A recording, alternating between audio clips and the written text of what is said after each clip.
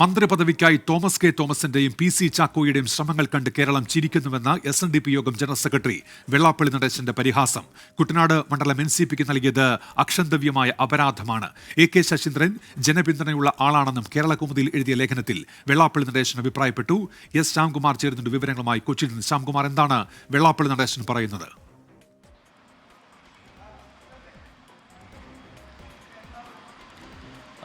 ഉന്മേഷ, രൂക്ഷമായ ഭാഷയിലാണ് വെള്ളാപ്പള്ളി നടേശൻ NCPയെ വിമർശിച്ചിരിക്കുന്നത്. ഒരു വള്ളത്തിൽ കയറാൻ പോലും ആളില്ലാത്ത പാർട്ടി എന്നുള്ളതാണ് SNDP യോഗം ജനറൽ സെക്രട്ടറിയുടെ വിമർശനം. അതിനു പുറമെ ഒരു തറവാട്ട് വകയായിട്ടാണ് കുട്ടനാട് മണ്ഡലത്തെ NCP കാണുന്നത്. ഇത് അംഗീകരിക്കാൻ സാധിക്കില്ല.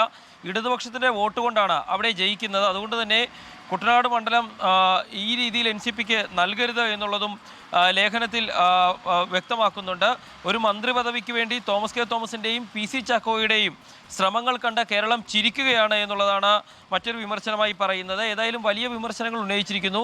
മന്ത്രി പദവി നിലവിലുള്ള AK ശശീന്ദ്രൻ ജനകീയ പിന്തുണയുള്ള നേതാവാണ്. അദ്ദേഹത്തിൻ്റെ രാഷ്ട്രീയ പാരമ്പര്യം കണ്ടില്ല എന്ന് നടിക്കരുത് എന്നുള്ള ഒരു വിമർശനം കൂടി വെള്ളാപ്പള്ളി നടേശൻ ലേഖനത്തിൽ പറഞ്ഞു വെക്കുന്നുണ്ട്.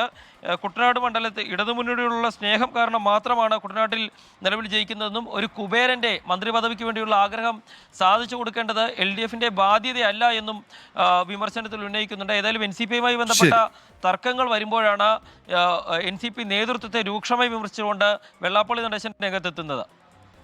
ശ്യാംകുമാറാണ് വിവരങ്ങൾ നൽകിയത്.